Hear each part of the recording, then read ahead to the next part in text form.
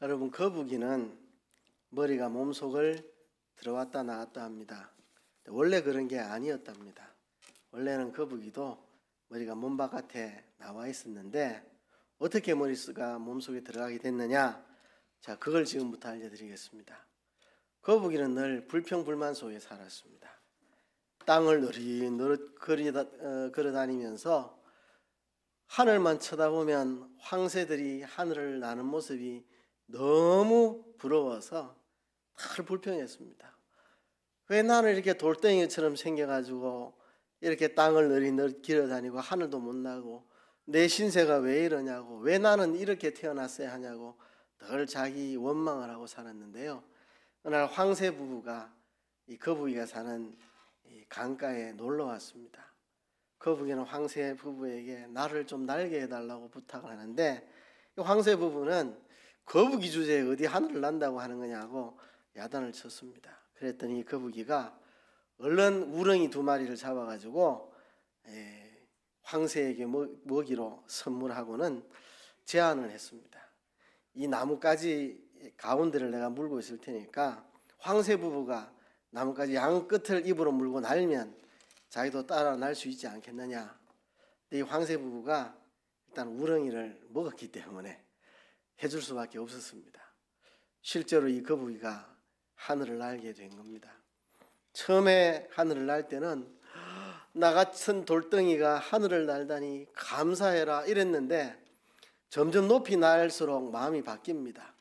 저 밑에 기어다니는 거북이는 참 가짜나 보이고 하잖아 보이고 불쌍해 보이고, 내가 거북이 역사상 최초로 하늘을 난 거북이라고 목에 힘이 들어갔습니다. 야, 다음 총선 때 나가면 국회의원은 내가 당선되겠다. 나중에 대통령이 이 내각을 개편할 때 내가 장관에 한번 나갈 수도 있겠다. 아예 이참에 대선에 나가면 대통령도 되겠다. 이런 가슴이 뻥뻥해지기 시작했습니다. 그래서 한마디를 저 멀리 있는 사람들에게 외치고 싶었습니다. 내가 하늘을 날고 있다. 외치려고 입을 열었는데 내가라는 말밖에 못하고 툭 떨어져가지고 머리가 몸속에 처박혔다는 이솝의 우화입니다. 이게 성경이 아닙니다. 또 성경 집에 가서 밤새도록 성경 어디에 거기 나오지 찾으시면 안 됩니다. 성경 이야기도 아니고 과학적인 이야기도 아닙니다. 집에 가서 아이들한테 생물학책 가져와봐라, 거북이에 대해서 알아보자 이러시면 곤란합니다. 또 이 거북이가 원래 목이 밖에 나와 있었다 어디 가서 이야기하시면 좀 여러분 곤란해집니다. 이거는 이솝이 지은 우화인데요. 이솝은 노예 신분이었습니다. 그런데 지체 높은 양반들의 그 참 꼴을 사나운 안 입고 온 모습들을 보고 견딜 수가 없습니다. 지적을 해주고 싶지만 노예 신분에 바로 지적했다가는 목이 날아가고, 그래서 우화를 쓴 겁니다. 이솝의 우화는 단순히 애들 읽으라고 쓴 우화가 아니고 그 시대의 지체 높은 양반들의 그 추태를 지적해주는 그런 우화가 이솝의 우화입니다. 그렇죠? 깝죽거리고 잘난 척하고 뭐 된 줄 알고 감사할 줄 모르고 원망 불평하고 그런 지체 높은 양반들의 모습을 지적한 거죠. 그렇죠? 우리 옆 사람한테 한번 이렇게 말합시다. 깝죽거리지 맙시다. 이렇게. 그죠? 자, 옆 사람에게 깝죽거리지 맙시다. 아, 민망하신가요? 그러면 자, 그건 제가 안 시키겠습니다. 그러면 원망 불평하지 맙시다. 옆 사람이 합시다. 원망 불평하지 맙시다. 한마디만 더 합시다. 감사하며 삽시다. 정말 이 이솝 우화의 이야기를 가슴에 새기고 산 사람이 있습니다. 그 사람이 누구냐 하면 알렉스 헤일리라는 사람입니다. 뿌리라는 소설을 1976년도에 써가지고 퓰리처 상을 받고 전 세계의 많은 사람들에게 감동을 준 사람입니다. 쿤타 킨테가 자기의 그 뿌리를 찾아가는 그 이야기인데요. 그런 참 대작을 써서 저 어릴 때만 해도 TV에서 이 뿌리라는 게 다큐멘터리로도 나오고 드라마도 나오고 정말 유명했던 소설입니다. 이 알렉스 헤일리의 그 사무실에 가면 그림이 하나 붙어 있는데 높은 기둥 꼭대기에 거북이가 올라가 있는 모습입니다. 그의 사무실을 방문하는 사람들마다 어리둥절해 가지고 저 그림을 왜 여기에 붙여놨냐고 묻곤 했답니다. 그때마다 알렉스 헤일리가 내가 착각하지 않으려고 저 그림 그려놨습니다. 거북이가 저 높은 기둥에 스스로 못 올라갑니다. 누군가 올려놨기 때문에 올라간 거 아니겠습니까? 지금 내가 엄청 높아졌습니다. 내가 쓴 소설이 드라마가 되고 다큐멘터리가 되고 전 세계 사람들이 열광하고 내가 나가면 전부 와서 사진 찍자 그러고 사인해달라 그러고 내가 지금 세계에서 유명한 사람이 됐습니다. 내가 잘나서 여기까지 올라왔다고 내가 착각하게 될까봐 누군가 나를 그곳에 올려놨다는 사실을 잊지 않으려고 내가 저 그림을 벽에 붙여 놓았습니다. 내가 이 작품을 쓸 수 있도록 영감을 준 사람들, 수많은 자료를 제공해 준 사람들, 그 사람들이 아니었다면 내가 이 작품을 쓸 수 없었고, 가장 중요한 것은 내가 오늘까지 죽지 않고 살아서 이 지혜와 은사를 가지고 이런 책을 쓸 수 있도록 나에게 은사를 주시고 재능을 주신 우리 하나님께 감사하려고, 하나님이 나를 저곳에 올려놓았다는 사실을 내가 잊지 않으려고 저 그림을 붙여놓은 것입니다 라고 알렉스 헤일리가 방문객들이 물을 때마다 대답을 했다고 합니다. 여러분들은 어떻습니까? 내가 이런 대접받고 살 사람이 아닌데 라는 그런 마음 가지고 있지 않습니까? 사람들이 나를 이 정도밖에 안 알아주나, 내가 어떤 사람인데, 내가 얼마나 대단한 사람인데, 이런 마음에 헛바람이 들어있는 분은 안 계십니까? 저와 여러분 이 자리에 있게 된 것은 하나님의 은혜입니다. 하나님 우리를 이 자리에 올려놓으셨습니다. 경제적으로도 또 지위적으로도 신앙적으로도 모든 면으로 여기까지 온 것은 하나님의 은혜입니다. 뭐 우리 힘으로 할 수 있는 게 뭐가 있는데요? 여러분 딸꾹질 걸렸을 때 내가 지금부터 딸꾹질 그만하겠다 마음대로 됩니까? 안 됩니다. 내 마음대로 되는 게 아닙니다. 여러분 혈액이 흐르는 거, 여러분 심장을 뛰려고 뜁니까? 하나님 뛰게 하시니까 뛰는 거죠. 그죠? 여러분이 내가 심장 뛰는 거 잠깐 잊어버렸다. 그럼 심장이 멈추면 우리 다 죽습니다. 바쁘다고 심장 뛰는 거 잊어버리면 심장 멎어버리면 죽는데 하나님이 다 하시는 일입니다. 참 우리의 모든 게 다 하나님의 은혜라는 것을 우리가 잊지 않고 살아야 하겠습니다. 여러분 아프리카에 가면 마찌족이라고 하는 부족이 있는데요. 그 사람들은 감사하다는 말을 어떻게 표현하는지 아십니까? 한번 누가 아시는 분 계실 수도 있는데 아프리카 마찌족이 감사하다는 것을 어떻게 표현하는지 아시는 분 있으면 손 들어보세요. 어디 들어보신 적 없습니까? 아프리카 마찌족이 감사하다는 말을 어떻게 표현하는지. 들어보신 분이 안 계신가 보네요. 이렇게 그들은 표현합니다. 감사한 일이 있으면 제 머리가 흙 속에 있습니다. 이렇게 말합니다. 너무나 고마우면 제 머리가 흙 속에 있습니다. 무슨 말이냐 하면 너무 은혜를 받아서 고맙고 감사해서 고개를 숙이다가 고개가 땅속에 파묻힐 정도로 고맙다는 겁니다. 얼마나 고마운지 내가 머리를 숙여도 고마움을 다 표현하지 못해서 먹이를 숙이다 보니까 흙 속에 파묻힐 정도로 고맙다고, 그래서 제 머리가 흙 속에 있습니다. 이 말이 우리 경상도 말로 하면 억수로 고맙습니다 이런 말입니다. 억수로 고맙습니다. 억수로 고맙습니다. 이게 제 머리가 흙 속에 있습니다. 반대는 뭐냐? 주둥아리를 닦는다. 이렇게 주둥아리를 닦는다. 고마운 줄 모르는, 정말 은혜를 모르는 배은망덕한, 완전히 배은망덕한 사람을 볼 때 저 사람 주둥이를 닦고 있구만 이렇게 말합니다. 주둥이를 닦고 있구만. 새들이 이렇게 뭐를 먹고 난 다음에 주둥이를 닦죠. 안 먹은 것처럼 입을 싹 닦아버립니다. 그래서 자기 힘으로 된 것도 아닌데 자기 힘으로 한 것처럼 입을 싹 닦아버리니까 주둥이를 닦는 사람이다. 이 말은 은혜를 모르고 배은망덕하고 감사할 줄 모른다. 지가 잘나서 된 줄로 안다. 이런 뜻으로 주둥이를 닦는 사람이다 이렇게 말합니다. 우리 옆 사람에게 이렇게 말합시다. 제 머리가 흙 속에 있습니다 합니다. 자, 시작. 제 머리가 흙 속에 있습니다. 이게 경상도 말로 뭐라고요? 억슬로 고맙습니다 이런 말입니다. 자, 그리고 저 사람 배은망덕하다. 그는 주둥이를 닦는 사람인데, 그죠? 우린 배은망덕한 사람 되면 안 되니까 옆 사람이 이렇게 말하세요. 집사님, 주둥이를 닦는 사람이 되지 마세요. 이렇게. 권사님, 주둥이를 닦는 사람이 되지 마세요. 자, 지금부터 옆 사람이 합니다. 시작. 주둥이를 닦는 사람이 되지 마세요. 예, 주둥이를 닦는 사람이 되면 안 됩니다.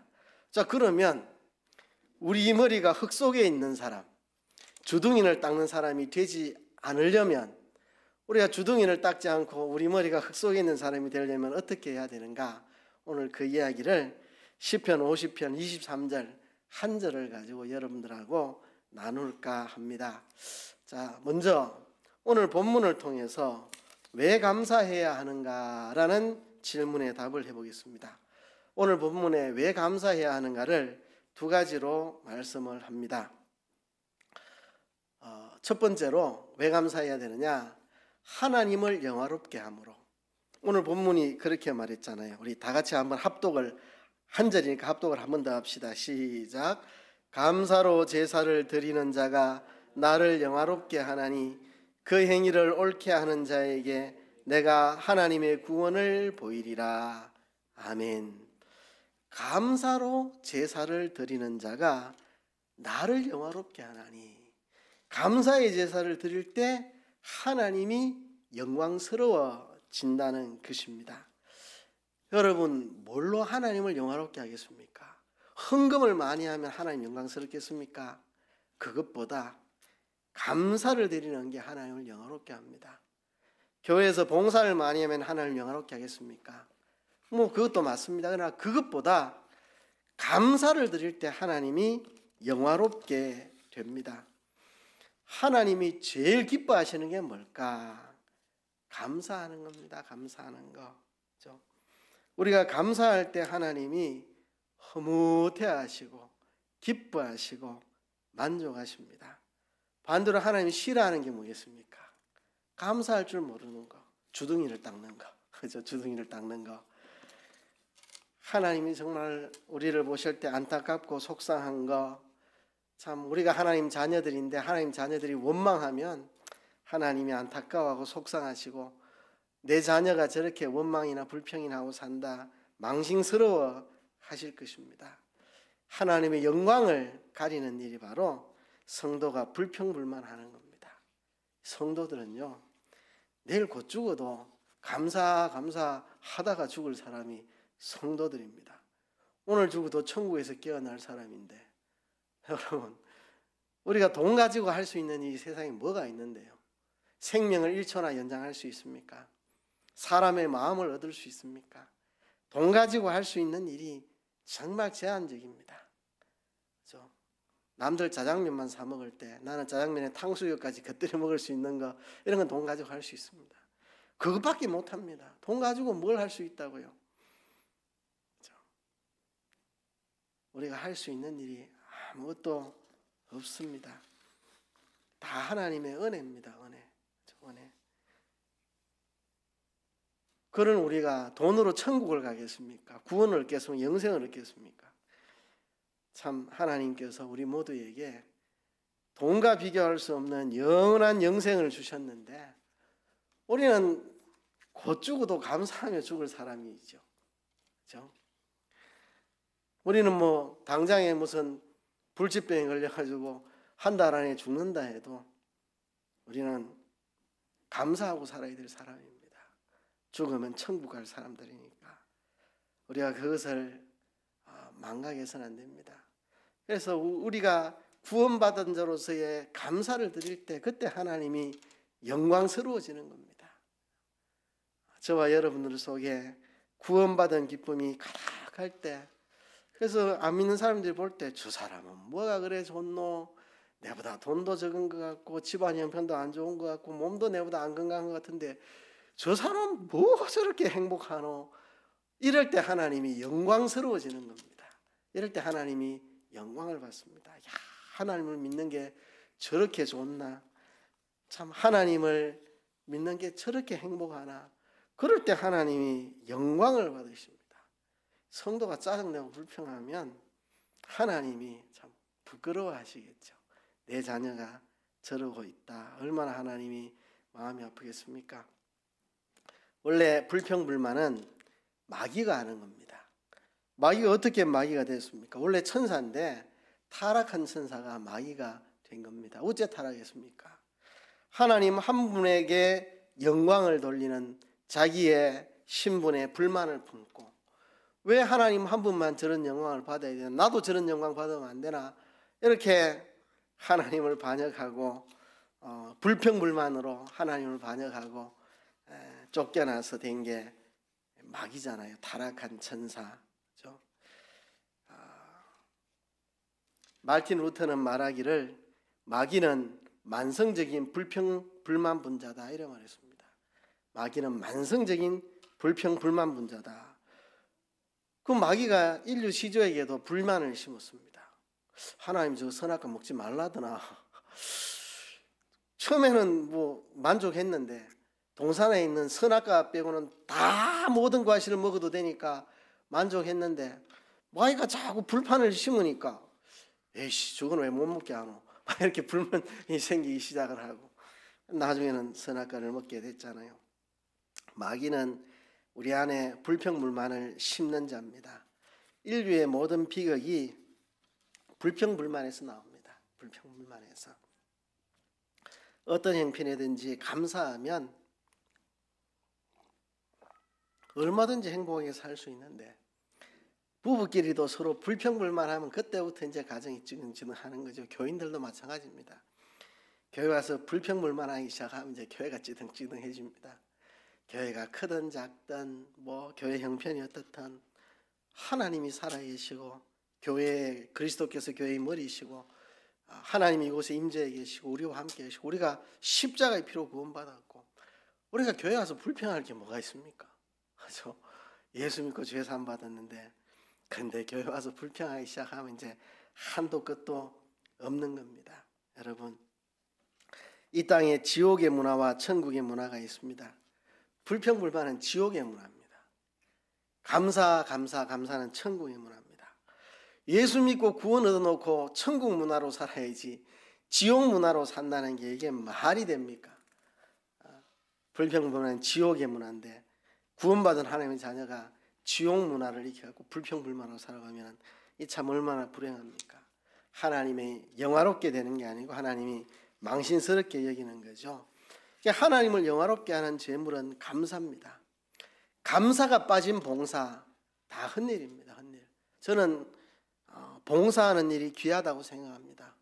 주일날 설거지하고 또 조를 짜서 반찬을 하고 밥을 하고 식사 대접을 하고 청소를 하고 찬양대를 하고 봉사하는 일 참 아름답죠. 그런데 감사가 빠진 봉사는 아무런 의미가 없습니다. 아무런 의미가 없습니다. 누가 저한테 이렇게 묻는다면 제가 지금 두 가지 봉사를 하는데 감사가 없고 원망밖에 안 나옵니다. 근데 한 가지만 하고 감사할 수 있습니다. 그럼 한 가지만 하는 게 낫다고 저는 생각합니다. 두 가지 하고 불평하는 것보다 한 가지를 해도 진짜 감사할 수 있다면 얼마나 좋겠습니까? 근데 뭐 한 가지를 해도 감사하는 사람은 두 가지를 해도 감사하고 두 가지를 해도 불평하는 사람은 한 가지 해도 불평합니다. 뭐 한 가지 하면 감사하고 두 가지 하면 불평 나온다 이런 뜻은 아니고 좀 극단적인 예를 든 겁니다. 두 가지를 하면서 불평하는 것보다는 차라리 한 가지를 하면서 감사하는 게 낫다는 거지 뭐 두 가지는 불평해도 한 가지는 감사할 수도 그렇진 잘 않습니다.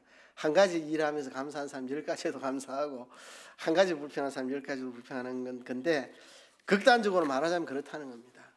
10가지를 해도 불평하는 사람보다 한 가지를 해도 감사하는 게 낫습니다. 감사가 빠진 봉사는 아무런 의미가 없습니다. 감사가 빠진 찬양, 그건 세상 노래와 다를 게 없습니다. 정말 감사와 기쁨으로 찬양을 불러요. 그게 찬양이지.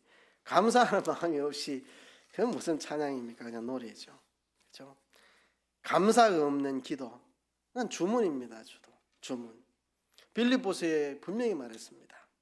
모든 일에 감사로 하나님께 아뢰라. 그죠? 모든 일에 감사와 기도로 너희 모든 것을 아뢰라고 그렇게 말했습니다. 감사로 아뢰라. 감사한 마음이 빠진 기도는 그는 주문해 오는 거나 다름이 없습니다. 우리가 감사할 때 정말 하나님이 영화롭게 되고, 우리가 감사를 떠나면 하나님이 그것을 굉장히 부끄럽게 여기는 일입니다. 그래서 성도들은 감사의 제사를 드려야 됩니다. 감사의 제사. 하나님이 받으시는 것은 감사의 제사입니다. 그럼 하나님이 얼마나 영광스럽게 여기는데요. 저도 자식을 키우는 부모로서 우리 아이가 감사할 때 저는 제일 좋습니다. 감사할 때.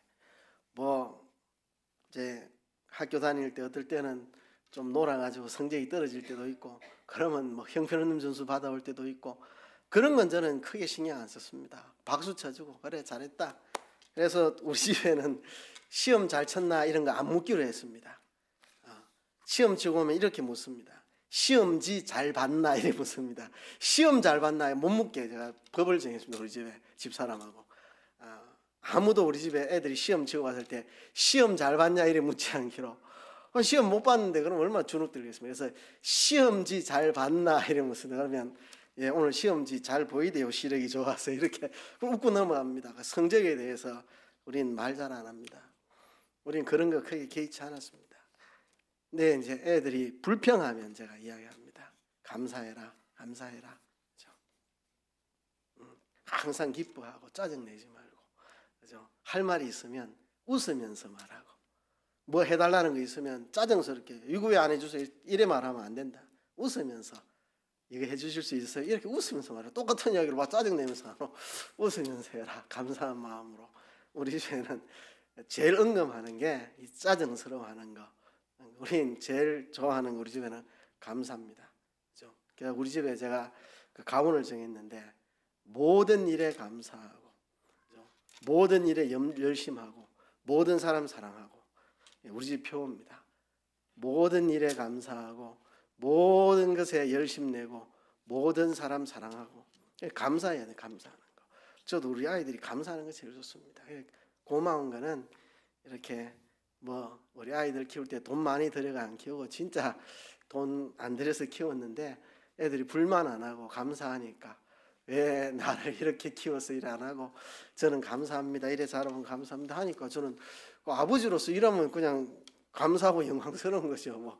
아이들이 자기가 자라온 형편과 환경에 대해서 감사하게 생각하니까 한 번씩 이렇게 물어보면 불만은 없었냐 이러면 저는 너무 감사해요 이러니까 그게 제일 좋습니다. 그러니까 하나님 아버지도 우리가 감사할 때 하나님이 영광스럽게 됩니다. 그렇죠? 또 하나가 있습니다. 하나님의 축복을 틈으로 맡겨 있는 축복을 열어 제끼는 거.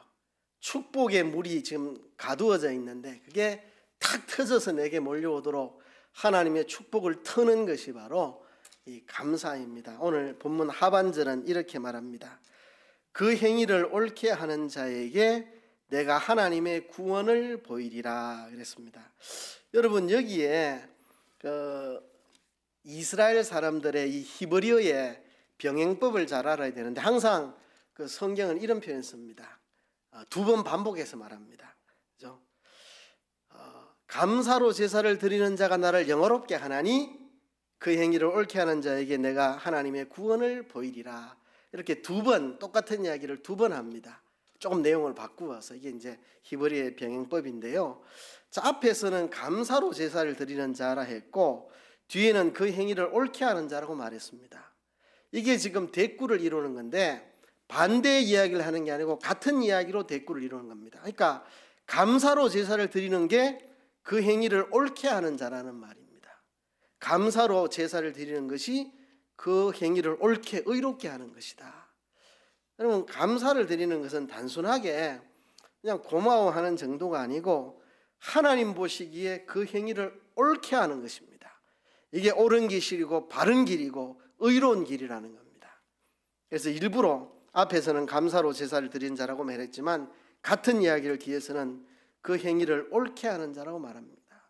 여러분 이거를 보고 감사로 제사를 드리면 이렇게 되고 그거하고 따로 그 행위를 옳게 하면 이래 되고, 이렇게 보면 이 히브리의 병행법을 이해 못하는 사람입니다. 히브리의 병행법은 대조되는 두 가지를 이야기하든지 같은 것을 이야기하든지 이렇게 하는 겁니다.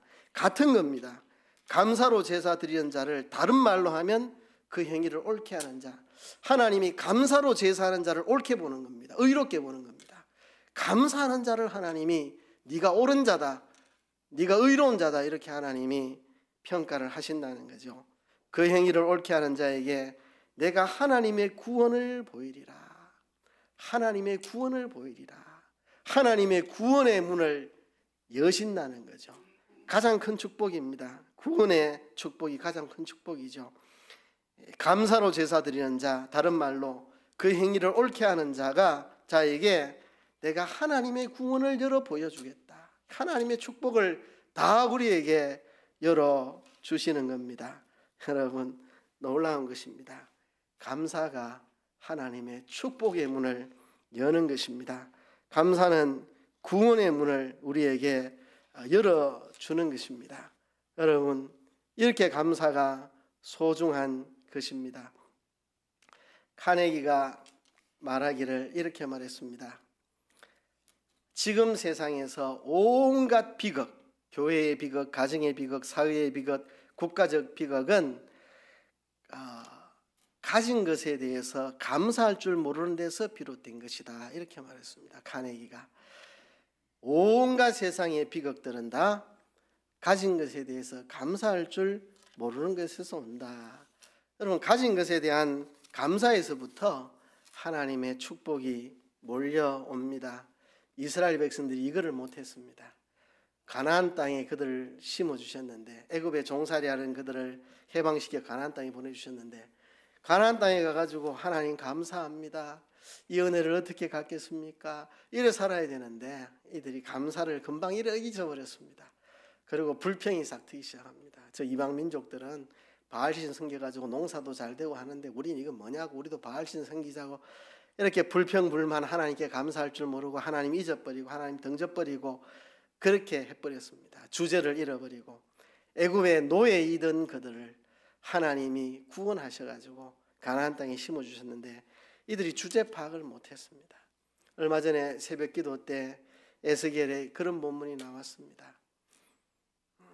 너희가 애굽에서 하나님이 나타나서 너희에게 내 언약을 맺고 나를 따르라고 했는데 너희들이 그 말씀에 순종하지 않고 애굽의 우상들을 섬겨서 내가 너희를 애굽에서 다 죽이려고 하다가 그래도 내가 내 이름을 생각해서 너희를 애굽에서 건져냈다.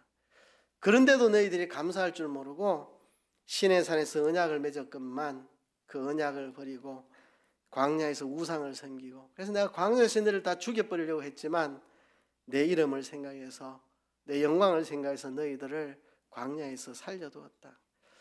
그리고 너희들은 가나안 땅에 들어갈 자격이 없어서 내가 가나안 땅에 안 보내려고 했지만 내가 너희들을 참고 가나안 땅에 보냈다. 그런데 너희들이 가나안 땅에 들어와서 또 나를 버렸느냐, 그렇게 말씀을 하죠. 이스라엘 백성들은 항상 주제를 잃어버립니다. 그래서 오늘 우리가 오전에 배웠던 신명기 16장의 말씀, 이 7.7절 맥추절을 어떻게 지킬 것인가. 첫째는 하나님께 받은 복을 생각하고 자원하는 예물을 하나님께 드리라. 이게 이제 첫 번째. 두 번째는 이웃과 더불어서 함께 하나님 앞에서 즐거워하라. 세 번째가 뭡니까? 애굽의 종되었던 것을 기억하라. 애굽의 종되었던 것을 기억하고요, 이 절기를 지키라. 우리가 주제를 잃으면 안 됩니다. 주제를 잊어버리면 안 됩니다. 내가 어떤 자였는데 하나님 내게 어떤 은혜를 주셨다.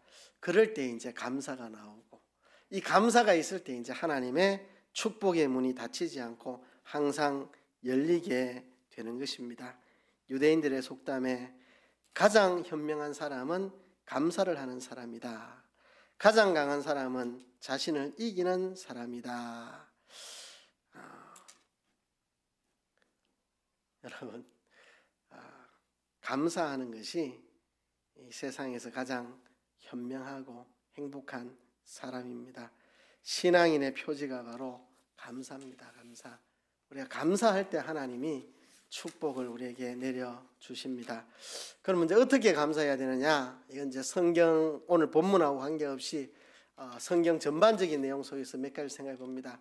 생각이 감사로 가득 넘쳐야 됩니다. 여러분 생각 속에 감사를 넣으세요.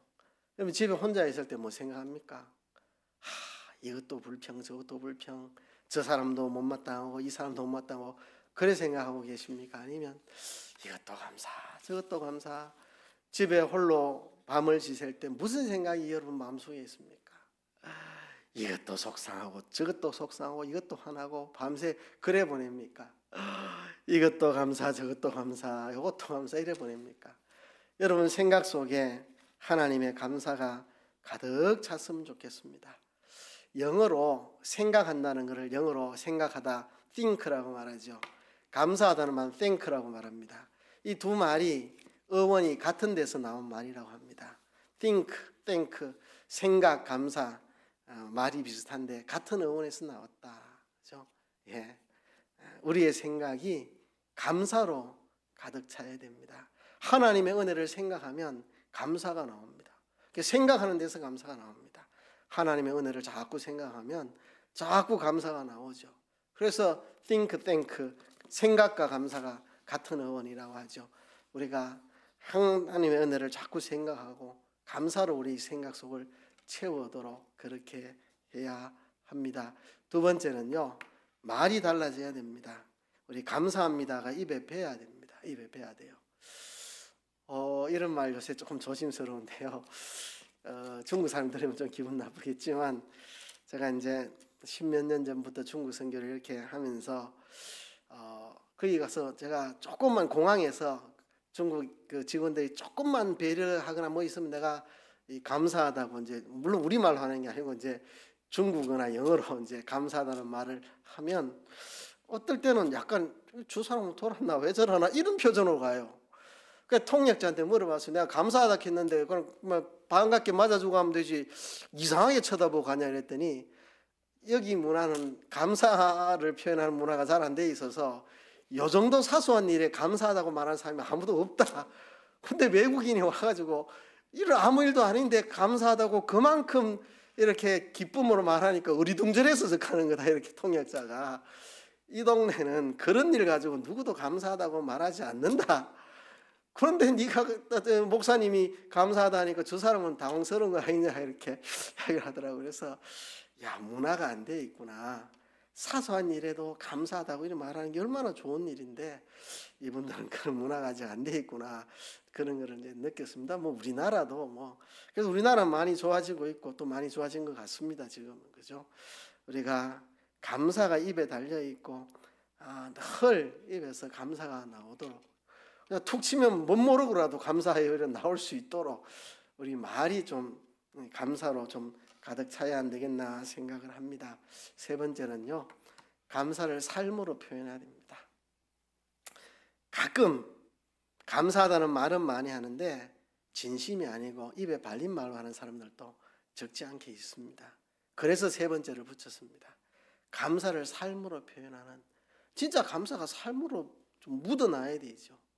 너무 감사하면 나도 남을 향해 베풀 수 있고, 너무 감사하면 나도 주님께 헌신할 수 있고, 하나님의 은혜가 감사하면 내가 하나님께 내 모든 걸 다 드려도 다 바쳐도 아까운 게 없고, 이 감사가 삶으로 나와야 되지. 입술로는 감사하다는 말을 아주 천사같이 하는데 삶으로 감사를 하나도 표현 못하는 이제 거짓 감사죠. 거짓 감사, 그죠? 진짜 감사는 삶으로 보여줘야 됩니다. 그래서 우리 이제 동양의 유교 문화에 있어가지고 우리가 말 표현을 잘 안 하죠. 그죠? 그래서 옛날 어른분들 중에는 말 표현을 잘 안 하는 분들이 있습니다. 그래도 그 삶을 보면 감사가 넘쳐나는 분이 있습니다. 저는 그런 분들 훌륭한 분이라고 생각합니다. 옛날에 이 유교 문화에서 자랐기 때문에 감사하다는 말 표현하는 게 잘 익숙지 않아서 잘 안 되긴 하지만 그래도 삶으로 그 사람의 감사가 충분히 표현되는 분들 많이 있습니다. 저는 그런 어르신들 다 존경합니다. 문화적으로 유교 문화에 있어서 말로는 잘 못해도 그 삶 속에 감사가 가득한 분들 얼마나 귀한 분들인지 모릅니다. 여러분, 우리 삶에 감사가 있어야 됩니다. 너무 감사해가지고 나누고 베풀고, 그죠? 헌신하고 기쁨으로 하고 즐거움으로 하고 즐거움으로 하고, 감사가 삶으로 나와야 합니다. 여러분, 어떻게 감사해야 합니까? 여러분 생각 속에 감사가 가득 찼으면 좋겠습니다. 아무도 없을 때, 혼자 길을 걸을 때, 혼자 밤을 샐 때, 혼자 설거지를 할 때 여러분 속에 원망 불평이 아니라 감사가 가득했으면 좋겠고 그랬으면 좋겠습니다. 여러분, 제가 목회하면서 많지는 않은데 몇 분 그런 분들을 봤습니다. 교회 일을 되게 많이 해요. 늘 불평하면서요, 불평하면.